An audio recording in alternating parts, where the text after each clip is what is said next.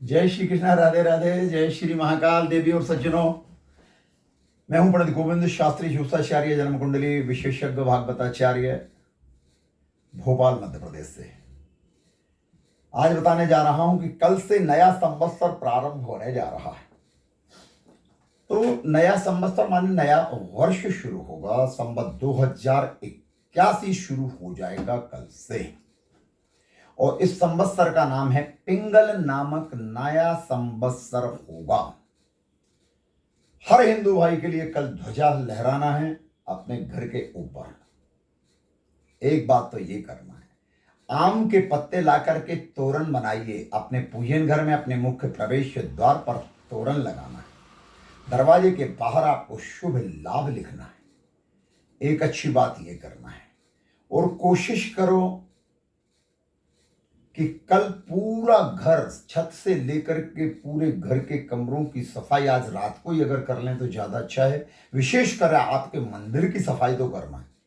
कल पूरे घर के जितने भी आपके बेडरूम हैं, सबके चादर और तकिए के कवर बदलना है। एक काम ये भी अच्छा करना है। जो डोरमेट ज्यादा पुराने हो गए हों तो कल आप उनको हटा दीजिए, नए डोरमेट लगाना है। ये काम भी आपको कल करना चाहिए। बाकी आपके बजट के ऊपर डिपेंड करता है। तो नया संवत्सर जो होगा उसके राजा मंगल हैं, और प्रधानमंत्री कौन है? शनि है। 7 विभाग क्रूर ग्रहों को मिले हैं और 3 विभाग मिले हैं शुभ ग्रहों के लिए। तो वर्ष कुंडली के अनुसार, जो वर्ष कुंडली है नए संवत्सर की, उसके अनुसार स्थिति क्या बनने वाली है।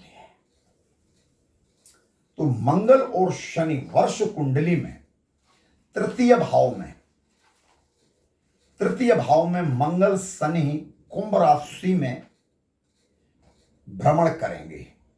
चतुर्थ भाव में मीन राशि में शुक्र के साथ सूर्य, चंद्र और राहु रहेंगे, और पंचम भाव में मेष राशि में बुध और गुरु रहेंगे।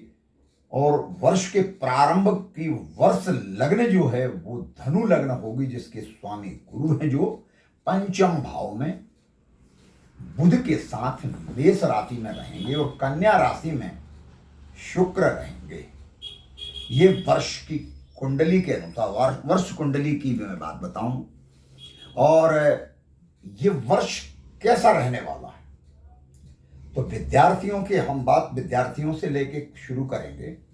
तो विद्यार्थियों के लिए ये वर्ष कुछ नए आयाम खड़े करने वाला है। बेरोजगारों को नौकरी के या व्यापार के अवसर मिलने वाले हैं। जो अविवाहित लोग हैं, युवक हों, युवतियां हों, बेटे बेटियां, विवाह, अधिकतर ज्यादा से ज्यादा लोगों के विवाह संस्कार होंगे। एक अच्छी बात तो ये भी समझ में आ रही है, लेकिन एक चिंताजनक बात भी है। मंगल के साथ शनि है, तो ज्यादातर देशों में या पश्चिमी देशों में, खाड़ी देशों की अगर मैं बात करूं, क्योंकि शनि पश्चिम दिशा का नेतृत्व कर रहा है, तो सर्वाधिक जंगलों में आगजनी की भीषण घटनाएं हो। वो घटनाएं शहर में भी हो सकती हैं। तो आगजनी की घटना से आप लोगों को थोड़ा सतर्क रहें। अब मैं बात करूं व्यापार और कृषि कार्य की। तो कृषि कार्य में संवत 2081 पिंगल नामक नव संवत्सर कहता है कि ये जो वर्ष रहेगा ये कृषि कार्यों के लिए, किसानों के लिए लाभदायक होने वाला है। उनकी कृषि उपज का मूल्य अच्छा मिलने वाला है, उत्पादन अच्छा होगा। हाँ, लेकिन एक बात जरूर है कि भीषण गर्मी पड़ने वाली है। आप तैयार रहें अभी से। बहुत भीषण गर्मी पड़ने वाली है, जिसमें शहर के लोग ज्यादा से ज्यादा प्रभावित होंगे। कोई असाध्य रोग पश्चिम देशों से प्रवेश कर सकता है। तो खान पान पर विशेष ध्यान रखना है। बच्चों को महिलाओं को, सभी वर्गों को लू से बचाना है, क्योंकि लू के कारण बहुत सी जन हानि होती है, हर वर्ष होती है। इस वर्ष कुछ ज्यादा हो सकती है, इसलिए विशेष ध्यान देने की आवश्यकता है। और इस वर्ष क्या हो सकता है? राजनीतिक, अगर मैं परिदृश्य की बात करूं तो राजनीति में बहुत सारी उथल पुथल होने के संकेत दिखाई दे रहे हैं। भारत का जनमानस पूर्ण रूप से संतुष्ट नहीं होगा। कोई परिवर्तन के संकेत आ रहे हैं। प्रशासनिक स्तर पर सर्जरी हो सकती है। राजनीतिक दलों में उथल पुथल, दल बदल का कार्यक्रम चलता रहेगा वर्ष भर। जो पार्टी सत्ता में रहेगी, अगर मैं ग्रहों की स्थिति के बारे में बात करूं तो ऐसा दिखाई दे रहा है कि किसी एक पार्टी को पूर्ण बहुमत मिलने के आसार दिखाई दे नहीं रहे। सहायक दलों से मिलकर के तो बहुमत मिल सकता है, लेकिन एक पार्टी, सिंगल लार्जेस्ट पार्टी कोई भी हो, बहुमत पाना बहुत मुश्किल दिखाई दे रहा है। तीसरी बात, सृष्टि कैसी रहेगी, वर्षा कैसी होने वाली है? तो इस वर्ष पिंगल नामक 9 संवत्सर में वर्षा की स्थिति जो है वो सामान्य से अधिक वर्षा होगी और कहीं कहीं बाढ़ की स्थिति भी निर्मित होगी। और किन्हीं राज्यों में, उत्तर पूर्वी राज्यों की अगर मैं बात करूं तो उत्तर पूर्वी और दक्षिण राज्यों की अगर मैं बात करता हूं तो यहां सामान्य से कम वर्षा हो सकती है। इस बात का भी विशेष ध्यान रखिएगा। सोना, चांदी, एल्युमिनियम, लोहे के भाव बढ़ेंगे। महंगाई निश्चित तौर से आगे बढ़ेगी। महंगाई अब कम होने वाली नहीं है, यह आशा आप लोग छोड़ दें। महंगाई निरंतर बढ़ेगी। अगर मैं शेयर बाजार की बात करूं, स्टॉक एक्सचेंज क्या बोलते हैं, तो शेयर बाजार में भी बहुत सावधानी से निवेश करें। किसी भी कंपनी के शेयर एकदम से नीचे आ सकते हैं, तो बहुत सावधानी से किसी अच्छे एडवाइजर से आप सलाह लेकर के ही आगे बढ़ें।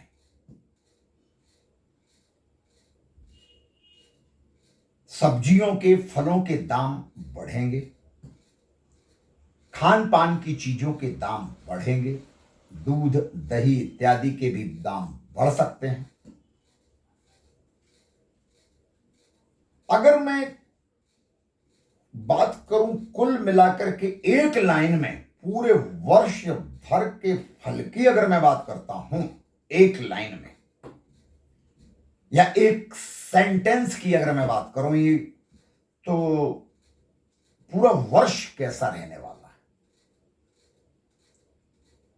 तो ये नया संवत्सर पूरा वर्ष मिला जुला फल देगा। उतार चढ़ाव होगा। बहुत भारी संकट हमारे देश पर नहीं आने वाला, ये अच्छी प्रसन्नता की बात है। हां, लेकिन एक बात और है कि ग्रहों की जो स्थिति बता रही है और जो वर्ष कुंडली बता रही है संवत 2081 की, तो नवविवाहित जोड़ों के बीच में संघर्ष बढ़ सकता है। मामला न्यायालय में तलाक तक जा सकता है। तो नवविवाहित जोड़े बहुत सावधान हैं।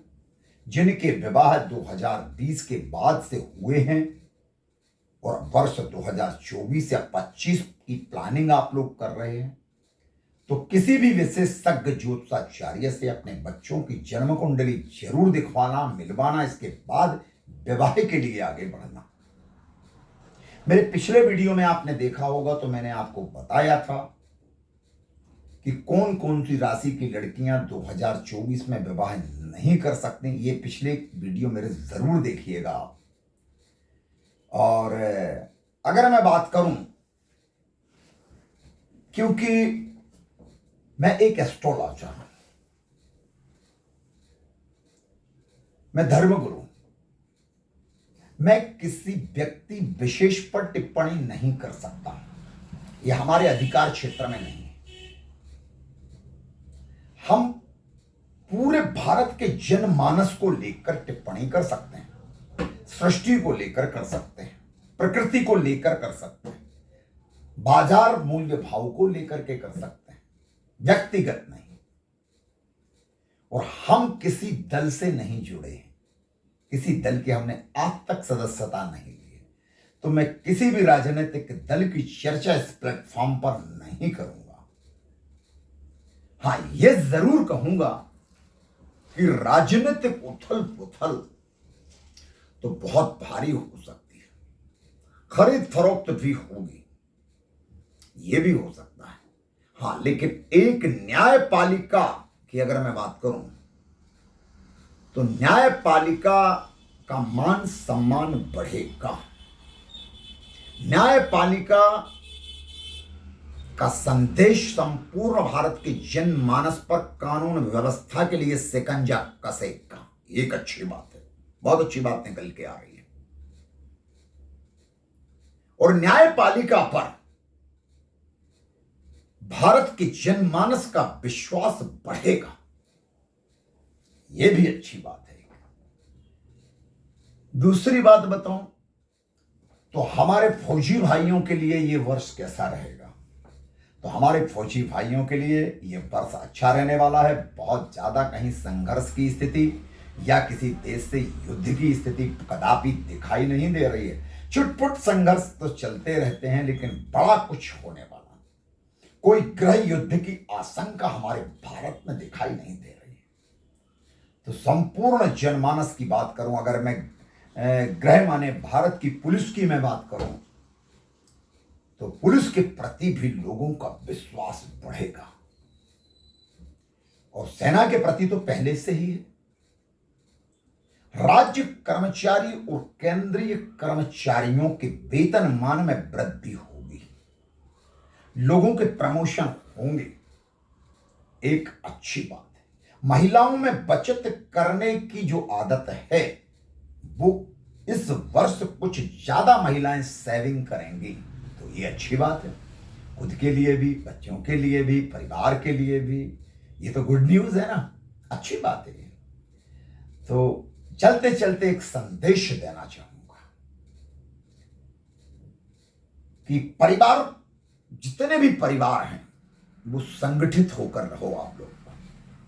समय आने वाले जो समय है 2, 4, 5 वर्ष के बाद, अच्छा समय नहीं आ रहा है, कराल कलयुग चल रहा है। और ये नए संवत्सर में भी 7 विभाग पाप ग्रहों को मिले, केवल 3 विभाग ही शुभ ग्रहों को मिले। तो आपसी ग्रह कलह बढ़ सकती है, तनातनी बढ़ सकती है, संघर्ष बढ़ सकता है। तो सब लोग मिलके रहो, प्रेम से रहो, आपस में भी, नगर में, ग्राम में, शहर में, महानगर में आप लोग रहते हैं, अपने पड़ोसियों से अच्छा व्यवहार बना के रखिए। आप लोग भाईचारे का व्यवहार बना के रखिए। और सभी लोग, हिंदू, मुस्लिम, सिख, ईसाई, सब लोग मिलके रहो। हम सब भारत माता के बेटे हैं, हम सब भगवान श्री राम, भगवान श्री कृष्ण, भगवान श्री परशुराम जी की संतान है। तो हम, ईश्वर ने हमें बनाया है, मालिक तो वही है ना सबका। जब परम पिता वो है, तो फिर हम धरती के लोग आपस में बैर क्यों रखें? हम सब लोग मिलके रहें, प्रेम से रहें। वो किसी भी जाति वर्ग के हों आप लोग, हमें जातीय भेदभाव मिटाना है, हमें एक छत के नीचे आना है। हम प्रेम से रहेंगे तो हमारा देश तरक्की करेगा। हम राजनीतिक विद्वेष छोड़ दें, सामाजिक विद्वेष छोड़ दें, जातिगत विद्वेष छोड़ दें, और हम धर्म के मार्ग पर निरंतर आगे बढ़ें। गौ सेवा करें, माता पिता की सेवा करें, भाई भाई का प्रेम रहे, जो बड़े घर हैं उनमें देवरानी जेठानी में आपस में सामंजस्य हो, सास बहू प्रेम से रहें, भाई लोग प्रेम से रहें, बच्चों के बीच में अच्छा समन्वय बना के रखें आप लोग, और 4 पैसे बचाने की कोशिश करें। और एक और संदेश देना चाहता हूं भाई लोगों के लिए कि आप लोग अगर मांस मदिरा का भक्षण करते हैं तो तत्काल छोड़ दो, मान जाओ मेरी बात। असाध्य रोगों से ग्रसित हो जाओगे, अकाल काल कवलित हो जाओगे। मांस मदिरा का परित्याग कर दो, शुद्ध शाकाहारी भोजन करोगे तो 2-4-10 साल का एक्सटेंशन और मिल जाएगा, और घर में भी सुख और शांति होगी। और जो कॉलेज गोइंग गर्ल हैं उनके लिए भी एक संदेश, जो बेटियां बड़ी हो रही हैं, जो स्कूल के बाद अब महाविद्यालय में प्रवेश करेंगे, तो उनसे भी निवेदन ये करूंगा बच्चों से कि आप शालीनता के वस्त्र पहने, भारतीय परिवेश में आप लोग रहें, और सोशल मीडिया प्लेटफॉर्म से कोशिश करो ज्यादा से ज्यादा दूर रहने की, क्योंकि ये सोशल मीडिया प्लेटफॉर्म आपको गलत रास्ते पर बेटा ले जा सकता है, और यहां से आपका जीवन बर्बाद भी हो सकता है। कोई आपको धोखा दे सकता है, कोई आपको प्रेम जाल में फंसा सकता है। इससे सावधान रहने की आवश्यकता है। हर बात अपने माता पिता से शेयर करो, अपने भाइयों से बहनों से शेयर करो। बाकी आप लोग पढ़े लिखे हैं और काफी समझदार हैं, तो आज के लिए इतना ही। पंडित गोविंद शास्त्री को इजाजत दीजिए। जय श्री कृष्णा, राधे राधे, जय श्री महाकाल। और कल नया संवत्सर तो प्रारंभ हो रहा है, तो संपूर्ण भारत के जनमानस के लिए नूतन वर्ष की अनेकों अनेक शुभकामनाएं। जय जय श्री राम, जय जय श्री राम।